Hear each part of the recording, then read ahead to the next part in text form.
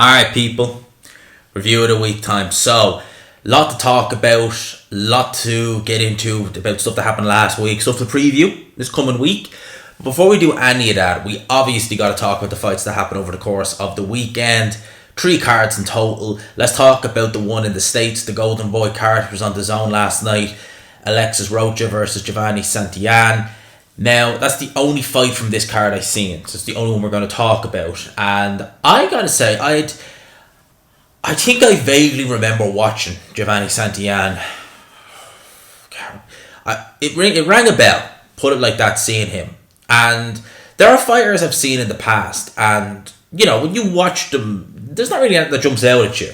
In this fight here against Alexis Rocha, I was massively impressed with how Giovanni Santillan was looking. Really impressed. And the commentators were saying that, certainly in the 5th round, when he was really putting it on Alexis Rocha, because he really just steamrolled Alexis Rocha in there. He really did. He had him down twice in the 5th round, ultimately stopped him in the 6th. Very good performance. He looked devastating, was throwing big hard shots. Couldn't miss him in the 5th round. And the commentators were saying that that's not normally his style. He's more the boxer. It's not even really noted as a necessarily devastating puncher. But in this fight, he was doing everything. And honestly, he looked brilliant in there. I was thinking, this can't be, because the way he fought last night, that kind of style I quite like. And if I'd seen someone like that in the past, I would have been keeping an eye. And I couldn't remember ever seeing him look like that. So, very good performance. Got the win over Alexis Rocha. Like I said, he had him down in the 5th round twice, and then the referee waved it off in the 6th round. He put him down in the 6th round, and the referee just didn't bother with the count, dispensed with it. Rocha was down on his knees. But even if he'd gotten beaten the count, because the referee just waved it off, he would have just ended up getting dropped again and stopped. It would have came. So the referee just decided enough was enough. He was never really in this fight anyway. So very good performance there. I only watched, like I said, that fight on the card. I haven't got back and watched the full card in its entirety. So I'll have to actually. I tell you, I did see highlights, and I've already got rid of the BoxRec screen now. Was it Ramirez or something like that? His name was. But I did see some brief highlights of that fight, but not enough that I could really give my 2 cents on it. So we'll look at some of the other cards now. Obviously, last night, the Sky card that was on, which was actually, to be fair, it was actually quite an okay card. You know, by Ben Shalom standards anyway. I mean, they've been abysmal, some of his cards. But this one was actually quite good. Now, I have to say it was. There was some really entertaining fights on it. There was some, good moments on it. I ultimately didn't really have too much of an issue with this card, now I have to say. It was obviously meant to be headlined by Joshua Buatsi, Dan Aziz. It's unfortunate that we didn't get that. Dan Aziz obviously pulling out during the fight week with an injury, is a trapped nerve or something like that in his back. So ultimately he had to pull out. Some speculate it was about poor ticket sales. Would I rule that out necessarily? No. I'm sure loads of promoters, I'm sure, have done it in the past. We've seen it. A good example would be Billy Joe versus Martin Murray in 2018. That was meant to happen twice. It never happened until 2020. By then it was behind closed doors. But a lot of people speculated it was down to poor ticket sales. There's been a lot of people speculate the reason Fury Wilder 3, which was meant to take place in July 2021, was pushed back to October, was again stemming from poor ticket sales. So it does happen. It does definitely happen. Needless to say, we still got the card, which is the main thing. And I really, like I said, I was going back and forth between this and the DAZN card. But because Boxer haven't set a very high standard, as I've said several times, with the quality of their cards. It's fair to say a lot of the fights have been forgettable. Some of the fights that have been on them have been complete mismatches that you're like, what the hell was that? But this one actually had some really good competitive fights, apart from the main event, which was very one-sided, which I'll talk about now in a sec. The rest of the card, it was all right. Karis Artingstall, she went in there against Vanessa Bradford, dropped her in the 1st round, dropped her in the 2nd round. That's the first stoppage of her pro career. She looked quite good. To be fair, she looked quite good in it. So we'll see how she gets on. Mick Hennessy Jr. versus Joe Laws. Now, originally the opponent was Harvey Benn, the son of Nigel Benn, brother of Conor Benn. Now, I've seen Mick Hennessy Jr. before. He's not particularly good. He's already taken an L against Jamie Stewart and had a draw early on in his career. Not expecting much out of the kid, no offence. He's not particularly amazing. He was in there against Joe Laws. Now, Joe Laws primarily campaigned at 140 pounds. Right? He was 165 pounds in this fight. So he's moving up how many weight divisions? 3 weight divisions? Four weight divisions, really, because this was technically super middleweight. Now, Joe Laws is not particularly good himself. He obviously got ironed out by Ryland Charlton a couple of years ago. I think that might have been on the undercard of Joshua Buatsi versus Marco Calic. I think that might have been on that undercard. It was on a Matchroom show, I remember that. And then obviously he took an L on a Probellum show. I think it was in a 4-6 rounder or something like that against someone unknown. So Joe Laws, really, he is loud. A very loud, obnoxious character. That's really it. But he won the fight, close fight, 77-75, I think was the referee's scorecard. Joe Laws was the better of the two. It's really bad for Mick Hennessy Jr. that Joe Laws took this fight on, 10 days notice thereabouts.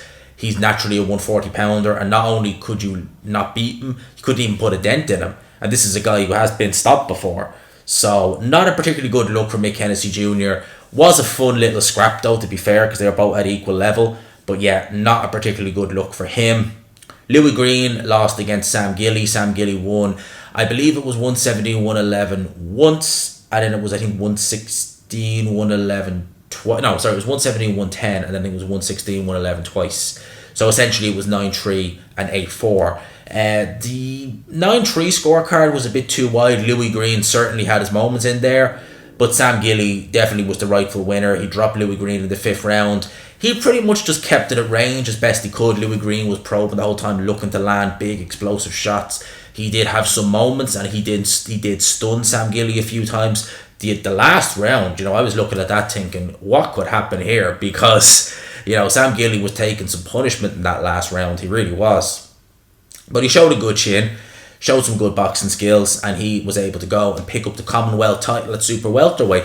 Josh Kelly being the champion at 154 pounds, the British champion. Him against Sam Gilly, I wouldn't mind seeing that fight. This was a very good fight, Louis Green, Sam Gilly, very, very good fight. Really enjoyed it. I wouldn't mind seeing Kelly versus Gilly, and to be honest, I'd make Kelly favourite. I think that judging by how both those guys look, he'd be favourite over either of them, truth be told. But it was a very, very good, entertaining scrap. And then the main event was Miguel Lawal versus Isaac Chamberlain. I expected Isaac Chamberlain to win this fight. I think I said it in Midweek Report. I expected Chamberlain to win this fight, probably on points. I didn't expect Chamberlain to be as dominant as he was, because you could argue Chamberlain won every single round and comfy. I mean, Miguel Lawal, he really was out of his depth in there. He was biting on every feint Chamberlain had. Chamberlain was fast. He was just too sharp. His timing was better.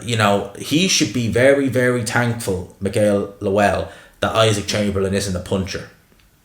As if Chamberlain was a puncher, he would have been knocked out pretty damn quickly and pretty damn sharply in there, because Chamberlain was all in it. Now, I have to admit, I've got a bit of a soft spot for Isaac Chamberlain. I've been following his career since he was with Matchroom. I've always liked Isaac Chamberlain. There's always been something about his personality I've always just liked. I've always wanted this. There's certain fighters there. Now, I'll criticise them if needs be, but there's certain fighters there, their personality, how they come across, how they present themselves, you just gotta like them. And Isaac Chamberlain's one of those fighters where you cannot help but just like the guy. He seems a real genuine character. He had very little amateur fights. I think he said he only had about 8 or 9. He's come up the hard way. Yes, he was promoted by Eddie Hearn for a while, but he was firmly the kind of back end of Hearn's mind, in the sense of Coley was the main guy, but Chamberlain, was still there. He still tried his best in that fight, and he come up short against Chris Bill Smith, who went on to become world champion. So his only 2 losses have been reasonably competitive losses against world champions, which is not a bad look. And at domestic level, I mean, Vidal Riley called him out. Honestly, Vidal Riley would get smoked by Chamberlain. Smoked by Isaac Chamberlain. I think Isaac Chamberlain can go on. I think he can try and push to European level, and against the right champion, he might have some luck there. He might. I would say that Isaac Chamberlain, personally for me, is better than Jordan Thompson, alright, who obviously challenged Jayot Bataya. I'd pick Isaac Chamberlain if they fought over Jordan Thompson. I would. I think that though, there's certain things he's lacking. He is lacking punching power. He looks bigger now than he used to at cruiserweight. He's obviously grown into the weight a lot. But I think the physical strength at the highest level will be an issue for Chamberlain. It's proven that in the past. But he does have some very good boxing ability. He spent a lot of time in training camps with the likes of Alexander Usyk. So he's obviously picked up a lot from people like him. So, Chamberlain, I was glad to see him win last night. Definitely, as I said, comes across a very, very likeable character. So, good on him. That was the Boxer show. Let's get on to the Matchroom show. I only seen a couple of fights. Now, I only seen the back end of Campbell Hatton versus Jamie Sampson. Jamie Sampson got DQ'd for holding. Some people were saying it was controversial because some people felt that Jamie Sampson might have been ahead. Now, I only think I caught the end of the 6th round and the 7th round. That's it. So I didn't see much of this fight at all. Campbell Hatton, look, I've said it before, I'll say it again. I haven't seen any improvement from him. Well, I have seen a little bit of an improvement from him, but he looked terrible when he started. Now he still looks terrible, but just not as terrible, which is still not particularly good. In this fight, towards the back end of the fight, he seemed to be in control a little bit more. Darren Barker, I remember saying in the Element group once that Darren Barker is the only commentator I've ever seen who can consistently miss what the opponent is doing, but just call one little fleet of moment of success for the home fighter. And he was doing that in the 7th round when Campbell Hatton grazed the jab, and he's like, oh, great jab, and then he gets caught with a combination of radio silence from Barker. It's just, he consistently does that. I don't know how he's still able to do what he does. Campbell Hatton, definitely, his face, I think he was swollen a little bit over the eye or something like that, but look, he was probably going to be on his way to getting a decision anyway. Some people are saying it was a very controversial DQ for holding. Obviously, he was doing his best Lawrence Okolie impression then if he was doing a lot of holding. So that is that. I did see Reese Bellotti versus Fayaz, I think is how you pronounce that guy's name. You know me and names. Now, Reese Bellotti, I remember when Reese Bellotti turned over. I turned over with Eddie Hearn several years ago now, in fact many years ago now, and he was quite touted. He was quite touted. His nickname is the Bomber, and the reason why he has that nickname is because he was going just knockout after knockout after knockout after knockout when he turned over. I remember when he fought Dai Davis. I think that was on one of the first Next Gen shows. That might even have been the first Next Gen show Eddie Hearn did. He was looking good. Got a 6-round stoppage win over Jason Cunningham in 2017. And Jason Cunningham, what he's gone on to achieve since then, that win aged very well. It really did. I mean, stopping Jason Cunningham in the 6th round, Cunningham only had 3 L's at the time. And to stop him in the 6th round, when Cunningham's gone on to achieve British, European, he's taken the scalp of was it Gamal? Yeah, Gamal Yafai. Took his scalp. Obviously, he was knocked out in the 1st round in his last fight, and he obviously was knocked out pretty badly by Zelani Tete, who subsequently failed the drugs test post-fight and has received a ban. So that fight really should be a no contest. Is it a no contest? It is. Yeah, it is a no contest now. Rightfully so, rightfully so. And I think that's really ruined Jason Cunningham's, well, you could argue has ruined his career almost now, because he really got pieced up bad. And, as I was talking about Reese Bellotti, he was doing very well. And then on a Next Gen show in 2018, I remember this was actually a really, really good show. This was a Next Gen show on a Wednesday, and I remember watching this thinking, this was really fun. It was in the York Hall, and it had Daniel Lusinov, Craig Richards, Danny Dignam, Louis Lynn, Felix Cash, Ted Cheeseman, Reese Bellotti, and Lawrence Okolie, Luke Watkins. That card, right, was a Next Gen show, right? It was on Sky. It was bloody brilliant. It was absolutely brilliant. I remember it very well. Really, really, really good card. He ran into Ryan Doyle, and again, this was for the Commonwealth title. He got knocked out. He got knocked out pretty bad from what I remember in that fight. And since then, the career just went. But lately, he's been on actually a good run of form. He really has. He lost to Raymond Ford in Fight Camp in 2021, but he hasn't lost a fight since then. And, this really rejuvenated his career, you could almost add. Picked up the Commonwealth title again, and Reese Bellotti, there is an Indian summer in his career, I believe. Just judging by what I've seen, there's an Indian summer going on in Reese Bellotti's career. Certainly has punching power, you can't take that away from him. He certainly has that. Alright, now we get to the main event. Jack Catterall, Jorge Linares. This was the 9th loss of Jorge Linares' career, his final professional fight. Look, right? Jack Catterall has a lot of good elements to his game. He's a very good boxer. He has underrated punching power. I know he's only got like a 40-something% KO ratio, but the people who fought him, like Tyrone McKenna, have sang praises of his punching power and said that his power is legit. He's too safety first. He can be too negative at times. And he was in there against Jorge Linares, who...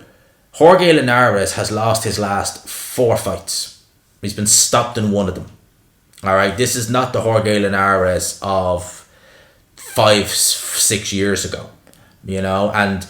You know, the commentary team were, you know, bigging up Jorge Linares, and they've always done that whenever he's fought in the UK. Jorge Linares is a very good fighter, but he is not this, you know, pound for pound ATG type fighter. He's a very good fighter, as Jorge Linares, certainly in his prime, but he always had flaws, big flaws, and I think his chin was always one of his biggest flaws. He always had a bit of a shaky chin. At this point now, he just looked there for the taking, and Jack Catterall just never stepped on the gas. And you know, you'd Sonny Edwards there saying, well, you know, to win every round against a legend is more impressive. Well, win every round against a legend in his prime, I would say, yeah, that's very impressive. But a guy with 8 losses who retired immediately after, you really should be getting the guy out of there, or you really should be looking a little bit better. It was not a compelling viewing by Jack Catterall. They've been mentioning Josh Taylor again. Now, I wouldn't mind seeing that rematch. I don't know, would they do it at 140? I think that, look, I've said it once, I'll say it again. I think Jack Catterall, he won the fight. He just didn't get the decision. But you got to move on at some point, right? Now, if the rematch comes, happy days. But you can't just use that as your selling point nearly 2 years later. You got to move on. You got to move on. The world has moved on, as I've said several times. If the fight happens next, happy days. If not, push for a world title. Forge your legacy a different way. Stop. Because what do you want to be known as? Do you want to be known as the guy who lost when you should have won for the rest of your life? Or do you want to erase that memory and say, do you know what? That was a blimp. I'm the guy who is WBA world champion. Or you know what I mean? Don't constantly be bringing... And if that's your whole selling point, what? And again, I've no disrespect. Jack Catterall seems like a lovely guy. All that, seems like an absolute gent. I'd probably get on very well with him. But just for me, he needs to... There's certain fights where you can be a little bit more assertive. And that's one of them. And you know, that's not the first time Jack Catterall has been in a fight that's really been poor. The worst fight I've ever seen Jack Catterall in, and it's right up there at one of the worst fights you'll ever want to see, was him against O'Hara Davis. PTSD comes to mind when I think of that fight, because that was horrible. And that fight, that whole card was like the main event. I think the main event was Zelfa Barrett versus Leon Woodstock. Was like after, I think it was in Leicester. I think it was after midnight. Again, they finally got into the ring, because that was the co-main, and oh my good sweet divine Jesus, it was horrendous. And they gave it to Catterall Wyatt. No one did anything in that fight. I remember that fight well, because I was looking forward to it so much. And I was thinking, that was one of the worst fights I think I've ever watched live. Catterall versus O'Hara Davis. O'Hara Davis didn't help the matters. He could have at least tried a bit more, but good lord, it was... Oh boy, it was bad. Now, we got to talk about Fury and Ngannou, right? We're going to preview the card this coming weekend, because honestly, the actual card looks off the chain.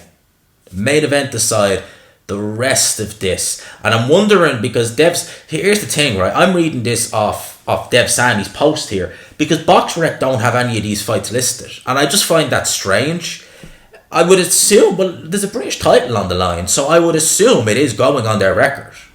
Well, certainly the undercard fights are. I don't know about the main event, but the undercard fights, yes, certainly. Why are they not on BoxRec?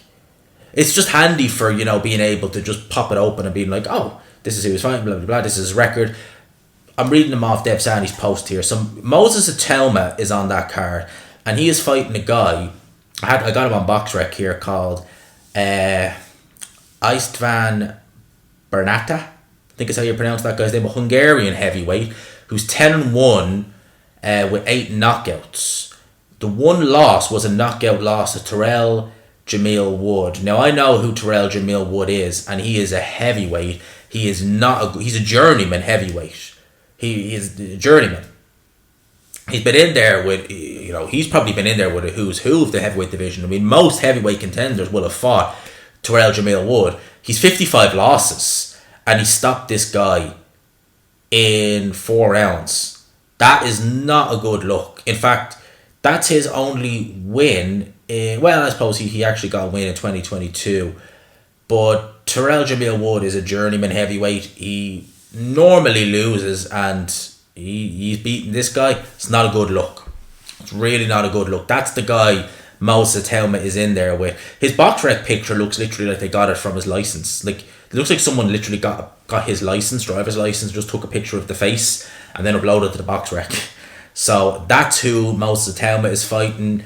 Arslanbek Makhmadov on the undercard. Takan versus Bakoli. That fight is going to be good. That fight right there is going to be very, very good. Parker versus Simon Keane. Joe Parker. He's let us down more than once in terms of producing the goods. Will he do it this time? Let's wait and see. Co-main. I would assume this is the order they're fighting in. Co-main. Adelaide, Fabio Wadley. Oh my God, how much I'm looking forward to that fight. I cannot wait for that fight. That fight is going to be absolutely dynamite. I believe that fight is going to be dynamite. I think that fight is going to catch fire like that. I'd be very surprised if there's a lot of feeling out in that fight. I would imagine it's just going to be a case of just, light them up and watch them go. It's going to be great. And to be honest with you, look, whoever takes the L, so what?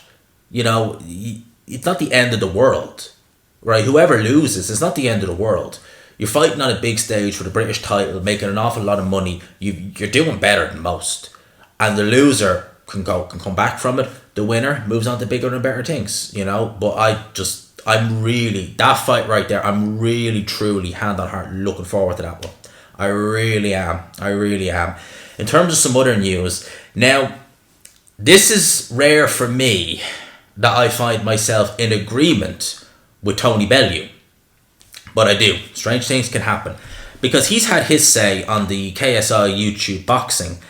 And he said here, and I quote, "Do you know how many kids these are attracting to boxing gyms? I give them so much credit for that. I've spoken to them, I've spoken to him. JJ is a lovely kid. The kid works hard. It's funny how we don't have outrage when celebrities want to play a game of football." He's not wrong. Why are we absolutely raged when these celebrities want a boxing match? These journalists or even boxers coming out saying it's a disgrace. Why is it a disgrace? They're not taking money off your table. It's insane people rage towards it. I just don't get it at all. Fair play to them. And something, there's a lot of things Tony Bellew says that I just listen to and I just think, do you actually believe that? Or are you just saying that for just because you're being paid to or what? But occasionally he does say things that I agree with. And I absolutely have to say I'm 100% in agreement with him. When you have fighters coming out and saying, oh, blah, blah, blah, blah, blah, well, they're not taking money out of your mouth, And the YouTube boxing, it's not like it's being shared with real boxing. It's not like, you're talking about just chuck a fight. Any fight. Let's say the Sky card over the weekend. It's not like, Isaac Chamberlain is the co-main event of KSI versus Tommy Fury. It's not like that. They're doing their own standalone shows. If you want to watch it, watch it. If you don't. It's as simple as that. And what he's saying there, Bellew, about them getting kids interested in going to the gym, that's exactly what I've been saying. And at the end of the day, for me, is that not a good thing? And I think it is, from my point of view. I think it's a great thing that it's getting kids interested in boxing. It's making them want to go down to the gym. It's making them want to learn. Because at the end of the day, where are tomorrow's stars going to come from? They're going to have to come from somewhere. Something's going to have to inspire them. And if they're inspired by KSI versus Tommy Fury, if they're inspired by Jake Paul versus Tommy Fury to go down, learn how to box, and God knows who we might find. As I've said several times, in the next 5 to 10 years, there is absolutely no doubt in my mind that we are going to have a potential star, or certainly a world champion, or someone do very well at domestic level. Maybe even just as low as that, but will be in good fights that we enjoy watching and that we find entertaining. They will be interviewed and they'll say, I was inspired by KSI. I was inspired by Jake Paul, Tommy Fury, etc. And I don't think that's a bad thing. And again, I go back to people say, it shouldn't be just that and the other. It's like, are you watching it? Yeah. And you don't like it? No. Why are you watching it?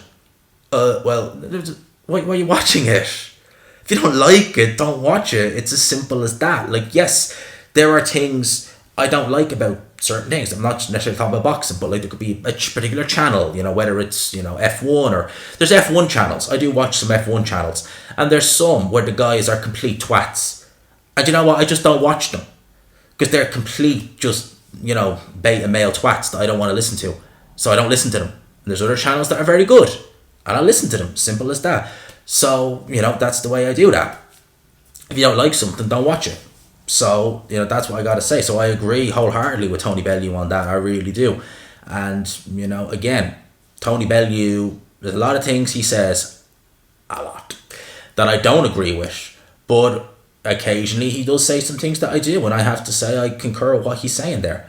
Eddie Hearn was asked by IFL TV on the Conor Benn Chris Eubank Jr. situation. He says, we're going to move forward and make the fight in the UK this week. We're going to try and get it over the line for December the 23rd or January. If we stage the fight in the UK, or Kellis Sauerland stages the fight in the UK, hopefully the British Boxing Board Control Commission will be the commission who sanctioned the bout, but it's up to them. We don't want the fight to move, we want to move the fight to the UK, and I think we're going to move it forward to do that. So essentially, is he saying that the December 23rd date is pretty much gone until January, which is apparently when the British Boxing Board of Control will have their appeal heard, or I don't know what the whole appeal thing, I don't know what's going on with that. I don't see why it has to take that long.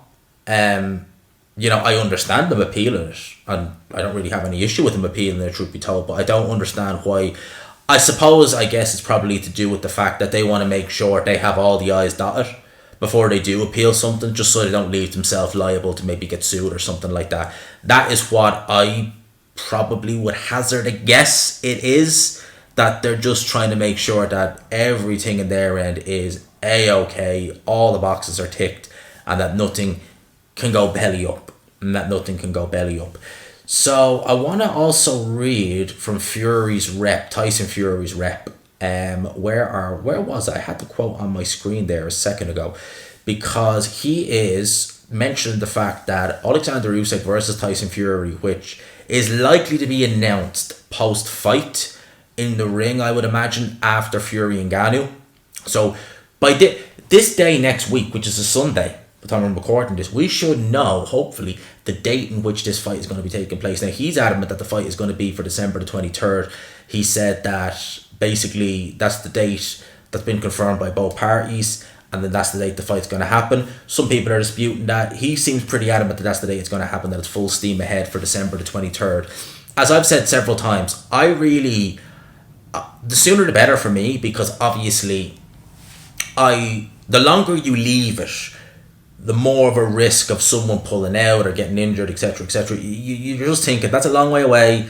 A lot can change between now and then, but the sooner the better. And if it is December, which is quite soon, it's 2 months away, that's the better. So, look, this Fury and Ngannou card, although I'm not really interested in the main event, and I know some people are trying to sell it, and they're saying, well, Ngannou has power, blah, blah, blah, blah, blah. We know Ngannou hasn't got a hope and a prayer. We know that. And I think the fact that, we remember the Mayweather-McGregor thing, which was just... is actually... Mayweather at least was retired. So some people said, maybe he's this and that. It was like, he was never going to lose that fight. But Fury is still an active fighter. He's a world champion, for God's sake. He ain't going to lose. It's not even going to be competitive, this fight with Ngannou. I mean, people's like, you're writing Ngannou. Yeah, you're writing Ngannou off. Because he ain't going to do anything in there against Fury. He ain't going to do jack you-know-what. This is really a stopgap just until we get the Usyk fight. That's all it is. So that fight is happening this week. The undercard, as I said, tremendous. Really, really, really, really looking forward to seeing some of the fights on the undercard. And yeah, we'll see what we do on Saturday night. We'll see what we do on Saturday night first. We'll see what we do on Saturday night. But for now, I will leave you with that, people. I hope you enjoyed the video. If you could, smash the like button. Hit subscribe, of course, if you haven't already. It's been a really, really good last couple of weeks on here. We've been still getting the good growth. Been doing great views. The views have been just through the roof, which has been lovely. And because of that, it's making me want to just do as much as I can. I see the views go up like that and I'm like, right, let's get as many videos as we can. Let's just spam out. Let's just chuck the videos out daily if we can, obviously, if there's enough news to as well, because that's a big thing as well. But we've been doing really good lately and I appreciate everyone locking in, all the support. Big push to the end of the year. If we can get 15k by the end of the year, happy. We're going to hit it early next year at the very latest and we push on. You know, the channel has been absolutely growing. It's been amazing so far. It's just been brilliant and let's keep it up. Let's keep it going. Let's keep the success going. Thank you to everyone who's locked in. I greatly appreciate it. And yeah, that's all I got to say on that. Hope you all have a great week. I hope some good news comes the way of someone listening. I always say that and I always will. Hope you have a great week. Lasty, smash the like button if you could. Subscribe, of course, if you haven't already. For now, I'll talk to you. Peace.